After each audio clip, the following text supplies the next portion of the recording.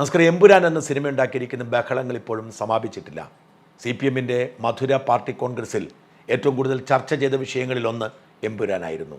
ഇന്നത്തെ ദേശാഭിമാനി ദിനപത്രത്തിലും എമ്പുരാൻ ജനാധിപത്യത്തെ അട്ടിമറിക്കുന്നു, അഭിപ്രായ സ്വാതന്ത്ര്യത്തെ അട്ടിമറിക്കുന്നു എന്ന് പറഞ്ഞ് M. മുകുന്ദനും ഷാജി N. കരുണും MK സാനുവും അടക്കമുള്ളവരുടെ പ്രസ്താവനയുണ്ട്.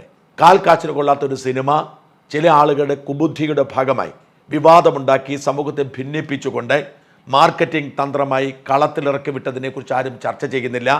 അവരുണ്ടാക്കിയ വിവാദത്തിൻ്റെ പശ്ചാത്തലത്തിൽ എമ്പുരാൻ അഭിപ്രായ സ്വാതന്ത്ര്യത്തെ മറികടക്കുന്നു.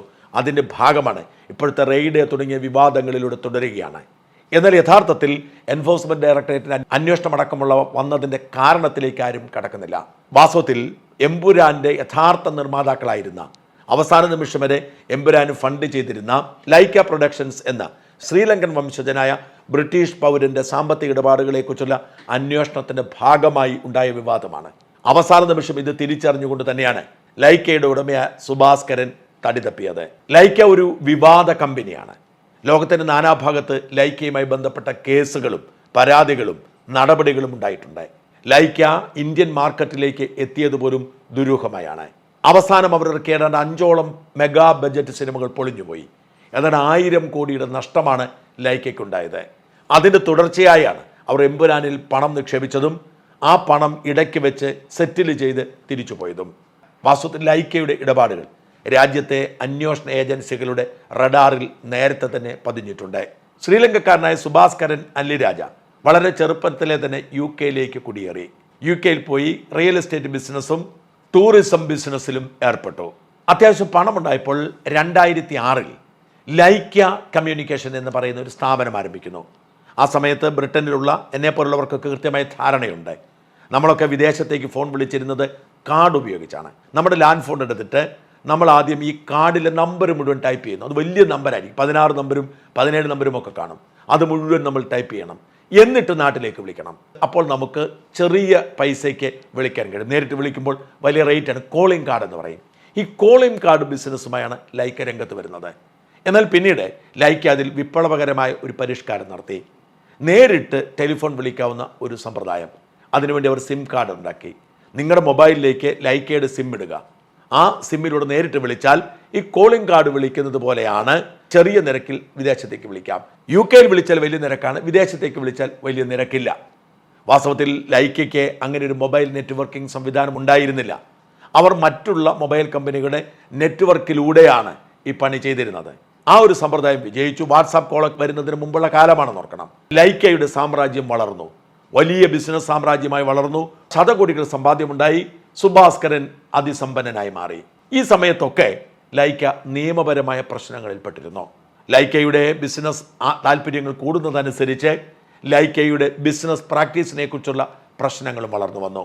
UK ടാക്സ് ഓഫീസായ HMRCക്ക് 51 മില്യൺ പൗണ്ട്, ശതകോടികളാണ്, ടാക്സ് കുടിശ്ശിക വരുത്തിയതിന് പലതവണ നോട്ടീസ് അയക്കുകയും അത് തിരിച്ചടയ്ക്കാതിരിക്കുകയും ചെയ്തു. 2024 കഴിഞ്ഞ വർഷം ഓഗസ്റ്റ് മാസം ഈ ലൈക്ക കമ്പനി അടച്ചുപൂട്ടാൻ നോട്ടീസ് കൊടുത്തിരുന്നു. കോടികളുടെ ആസ്തിയുള്ള കമ്പനിയാണ്. ഈ കമ്പനി ടാക്സ് വെട്ടിച്ചതിന് പേരിൽ ബ്രിട്ടൻ കേസെടുക്കുകയും അടച്ചുപൂട്ടാൻ നോട്ടീസ് കൊടുക്കുകയും ചെയ്തു. അതുപോലെ തന്നെ ഏതാണ്ട് 10 മില്യൺ യൂറോ കള്ളപ്പണ ഇടപാടിൻ്റെ പേരിൽ പാരീസിൽ, അതായത് ഫ്രാൻസിൻ്റെ തലസ്ഥാനമായ പാരീസിൽ അവിടുത്തെ സർക്കാർ കേസെടുക്കുകയും ഏതാണ്ട് 20ഓളം ജീവനക്കാരെ അറസ്റ്റ് ചെയ്ത് ജയിലിലടക്കുകയും ചെയ്തു. അതായത് UK പുറത്തേക്ക് ബിസിനസ് വ്യാപിച്ചെടുത്തും ടാക്സ് വെട്ടിപ്പിൻ്റെ കേസുണ്ടായി. ശ്രീലങ്കയിൽ എക്കാലത്തും ഇവർക്കെതിരെ ആരോപണങ്ങളാണ്. ഇപ്പോഴും ആരോപണങ്ങൾ നിലനിൽക്കുകയാണ്. ഈ കഴിഞ്ഞ ദിവസവും ശ്രീലങ്കയിൽ ലൈക്കയുമായി ബന്ധപ്പെട്ടൊരു വാർത്ത വന്നു. ലൈക്ക കമ്പനി ചെറുകിട മാധ്യമ സ്ഥാപനങ്ങളെ നിയമവിരുദ്ധമായി ടേക്ക് ഓവർ ചെയ്യുന്നു എന്നതാണ്. ആ ടേക്ക് ഓവർ ചെയ്യുന്നത് ശ്രീലങ്കയിൽ വിദേശ മാധ്യമങ്ങൾക്ക് പ്രവർത്തിക്കാനുള്ള നിയമത്തിനെതിരാണ് എന്ന് പറഞ്ഞ് ശ്രീലങ്കൻ സുപ്രീം കോടതിയിൽ ലൈക്കയ്ക്കെതിരെ കേസ് കൊടുത്തിട്ടുണ്ട്. ആ കേസ് നടക്കുകയാണ്. സർക്കാരിന് നോട്ടീസ് അയച്ചിട്ട് സുപ്രീം കോടതി കാത്തിരിക്കുകയാണ്. മാത്രമല്ല, ലൈക്ക മുതലാളി സുഭാസ്കരനെ പഴയ ശ്രീലങ്കൻ പ്രസിഡന്റ് മഹേന്ദ്ര രാജപക്സെയുമായുള്ള സാമ്പത്തിക ഇടപാടുകളെ കാലത്തും വിവാദമായിരുന്നു. മഹീന്ദ്ര രാജപക്സെയുടെ ബിനാമി ഇടപാടുകാരനാണ് സുഭാസ്കരൻ എന്ന തരത്തിൽ വാർത്തകൾ വന്നിരുന്നു. ശ്രീലങ്കയിൽ അത് വലിയ രാഷ്ട്രീയ വിവാദമായിരുന്നു. അപ്പോൾ ശ്രീലങ്കയിലും പല കേസുകളുണ്ട്, UK കേസുകളുണ്ട്, പലയിടങ്ങളിലും കേസുകളുണ്ട്.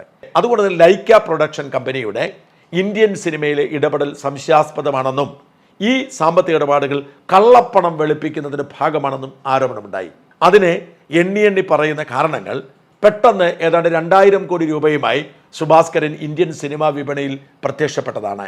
ലൈക്ക മൊബൈലിന്റെ സാധ്യതകൾ അന്വേഷിക്കുന്നതിന് വേണ്ടി ചെന്നൈയിലെത്തിയ സുഭാസ്കരൻ 2010 തുടക്കത്തിൽ ജ്ഞാനം ഫിലിംസ് എന്ന പേരിൽ ഒരു കമ്പനി തുടങ്ങുകയും ചില സിനിമകൾ എടുക്കുകയും ചെയ്തു. കുഴപ്പമില്ലാതെ അത് പോയി. എന്നാൽ മൊബൈൽ എന്ന ആശയം ഉപേക്ഷിച്ചുകൊണ്ട് സിനിമാ നിർമ്മാണത്തിലേക്ക് വലിയ തോതിൽ ഇറങ്ങാൻ തീരുമാനിക്കുകയും ലൈക്ക പ്രൊഡക്ഷൻസ് എന്ന പേരിൽ വലിയ മെഗാ സിനിമകൾ തുടങ്ങുകയും ചെയ്താണ് സുഭാസ്കരൻ ശ്രദ്ധ നേടുന്നത്. 2014 കത്തി എന്ന പേരിൽ വിജയുടെ സിനിമയ്ക്ക് വേണ്ടി ഏതാണ്ട് 150 കോടി രൂപയാണ് മുടക്കിയത്. അതോടുകൂടി തമിഴ് സിനിമയുടെ അഡ്രസ്സെ മാറുകയാണ്. ഒരിക്കലും 150 കോടിയും 200 കോടിയും എന്ന് മുടക്കി സിനിമയെടുത്ത് ശീലം തമിഴിനുണ്ടായിരുന്നില്ല. ബോളിവുഡിനുണ്ടായിരുന്നെങ്കിലും തമിഴിനുണ്ടായിരുന്നില്ല. എന്നാൽ സുഭാസ്കരൻ കത്തിക്ക് വേണ്ടി പണം മുടക്കിയതോടെ തമിഴ് സിനിമാ ലോകത്ത് വലിയ ചർച്ചയുണ്ടാവുന്നു. തമിഴ്നാട്ടിലെ കർഷക ആത്മഹത്യയും കോർപ്പറേറ്റുകളുടെ ഇടപെടലും ഒക്കെ പരാമർശിക്കുന്ന ഒരു സിനിമയായിരുന്നു. ആ സിനിമ വിവാദമാവുകയും ഒടുവിൽ ലൈക്കയുടെ പേര് വെട്ടിമാറ്റുകയും ചെയ്യേണ്ടി വന്നു. പക്ഷേ എന്നിട്ടും ആ സിനിമ ലാഭമായിരുന്നു. അതോടുകൂടി തമിഴ് സിനിമ കേന്ദ്രീകരിച്ചുകൊണ്ട് സുഭാസ്കരൻ സിനിമാ നിർമ്മാണം തുടരുന്നു. പൊന്നിയൻ സെൽവനടക്കം അനേകം സിനിമകളുടെ നിർമ്മാണത്തിന് ചുക്കാൻ പിടിച്ചത് ലൈക്കയായിരുന്നു. മാത്രമല്ല RRRഉം പുഷ്പയും അടക്കമുള്ള സിനിമയുടെ വിതരണവും ലൈക്കയാണ് നടത്തിയത്. അങ്ങനെ സിനിമാ നിർമ്മാണ മേഖലയിൽ തമിഴ്നാട്ടിൽ റെക്കോർഡ് ഇട്ടുകൊണ്ട് ലൈക്ക മുമ്പോട്ട് പോകുന്നതിനിടയിൽ തുടർച്ചയായി ലൈക്ക കമ്പനിക്ക് തിരിച്ചടി കിട്ടുന്നത് 200, 300, 400, 500 കോടിയൊക്കെ മുടക്കി നിർമ്മിച്ച സിനിമകളെല്ലാം തുടർച്ചയായി പൊട്ടാൻ തുടങ്ങി. ചന്ദ്രമുഖി, ഇന്ത്യൻ 2, വേട്ടയ്യൻ, ലാൽ സലാം തുടങ്ങിയ സിനിമകളെല്ലാം അക്ഷരാർത്ഥത്തിൽ പൊട്ടിപ്പൊളിഞ്ഞു. ശങ്കറിന്റെ യന്ത്രൻ 2 600 കോടി രൂപ മുടക്കിയാണ് ലൈക്ക നിർമ്മിച്ചത്. പലരും റിസ്ക് ആണെന്ന് പറഞ്ഞു, പക്ഷേ 800 കോടിയോളം രൂപ അതുണ്ടാക്കി മുതൽ മുടക്കൂരി. എന്നാൽ യഥാർത്ഥത്തിൽ ലൈക്കയ്ക്കും സുഭാസ്കരനും പണി കൊടുത്തത് കമലഹാസൻ അഭിനയിച്ച ശങ്കറിന്റെ ഇന്ത്യൻ 2 ആയിരുന്നു. ഇന്ത്യൻ 2വിന്റെ നിർമ്മാണ സൈറ്റിൽ അപകടമുണ്ടാവുകയും 3 പേർ മരിക്കുകയും ഏതാണ്ട് 11 പേർക്ക് പരിക്കേൽക്കുകയും ചെയ്ത സംഭവം ലൈക്ക മൊബൈലിന്റെ അടിവേരിളക്കി. കേസുകളും നഷ്ടപരിഹാരവും ദുഷ്പേരുമൊക്കെ ആ സിനിമയിൽ മുടക്കിയ പണം നഷ്ടമാക്കുന്ന സാഹചര്യമുണ്ടായി.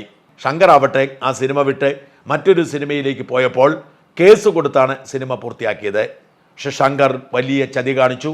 ആ സിനിമയിലെ ചില ഭാഗങ്ങൾ വെട്ടിമാറ്റി 3ാം ഭാഗത്തേക്ക് മാറ്റിവെക്കുകയും ആ സിനിമ ഏച്ചുകെട്ടി പുറത്തിറക്കുകയും ചെയ്തോടെ 8 നിലയിൽ പൊട്ടി. ഈ തിരിച്ചടികൾക്കൊക്കെ മുമ്പ് തന്നെ പൃഥ്വിരാജിനെ കമ്മിറ്റ് ചെയ്തതായിരുന്നു മലയാളത്തിൽ ഒരു മാറ്റമുണ്ടാക്കാൻ വേണ്ടിയുള്ള എമ്പുരാൻ. എന്നാൽ തുടർച്ചയായ തിരിച്ചടികൾ, അതിനിടയിൽ ഓഡിറ്റിംഗ് സംബന്ധിച്ച തർക്കങ്ങൾ. 2017 KPMG ഇവരുടെ ഓഡിറ്റർ സ്ഥാനം ഒഴിഞ്ഞിരുന്നു. ഇത്തരം ഒരുപാട് തർക്കങ്ങൾക്കൊടുവിൽ മാത്രമല്ല മോദി സർക്കാരിനെ മോശക്കാരാക്കുന്ന തരത്തിൽ ഗുജറാത്ത് കലാപത്തിന്റെ പശ്ചാത്തലത്തിൽ സിനിമ നിർമ്മിക്കുന്നു എന്നറിഞ്ഞതോടെ ഇവിടെയും തൻ്റെ അടിവേരി മാന്തപ്പെടും എന്ന് ഭയന്ന്, പ്രത്യേകിച്ച് ഇന്ത്യൻ പൗരനല്ല, ഇത് പണിയാകും എന്ന് ഭയന്നാണ് വാസ്തവത്തിൽ സുഭാസ്കരൻ സ്ഥലം കാലിയാക്കിയത്. ആ വയ്യാവേലിയാണ് മോഹൻലാലിന്റെ നിർദ്ദേശപ്രകാരം ഗോകുലം ഗോപാലൻ ഏറ്റെടുത്തത്. 250 കോടി കടന്നു എന്നൊക്കെ പറയുമ്പോഴും ആ സിനിമയ്ക്ക് മുടക്കിയ മുതൽ പോലും തിരിച്ചു കിട്ടാത്ത അവസ്ഥയാണ് ഇപ്പോഴും ഉള്ളത്. ആദ്യകാലത്തുണ്ടായിരുന്ന ഹൈപ്പെല്ലാം ഇല്ലാതായി. പല തിയേറ്ററുകളും ഇപ്പോഴും സിനിമയുണ്ടെങ്കിലും ആൾക്കാർ പോകുന്നത് ഏതാണ്ട് അവസാനിപ്പിച്ച മട്ടാണ്. ആ സിനിമ മുടക്ക് മുതൽ തിരിച്ചൂരില്ല എന്ന അവസ്ഥയിലേക്ക് എത്തിയിരിക്കുകയാണ്. ഹൈപ്പിൻ്റെ പുറത്ത്, വിവാദത്തിൻ്റെ പുറത്ത് സിനിമ ആദ്യ ആഴ്ചയിൽ വലിയ കളക്ഷൻ നേടിയെങ്കിലും അത് ലാഭകരമായിട്ടില്ല. കാരണം ഈ സിനിമയ്ക്ക് ഏതാണ്ട് 228 കോടി രൂപ മുടക്കുണ്ട്. ആ മുടക്ക് മുതൽ ഊരണമെങ്കിൽ 350-നും 400-നും ഇടയിൽ കോടി രൂപ ശേഖരിക്കണം. എന്തായാലും പണി കിട്ടിയിരിക്കുന്നത് ഗോകുലം ഗോപാലനാണ്. ഗോകുലം ഗോപാലൻ ഈ വിവാദ സിനിമയുടെ പിന്നാലെ പോയി ഇപ്പോൾ ED ഓഫീസ് കയറിയിറങ്ങി മടുത്തിരിക്കുന്നു എന്നാണ് റിപ്പോർട്ടുകൾ.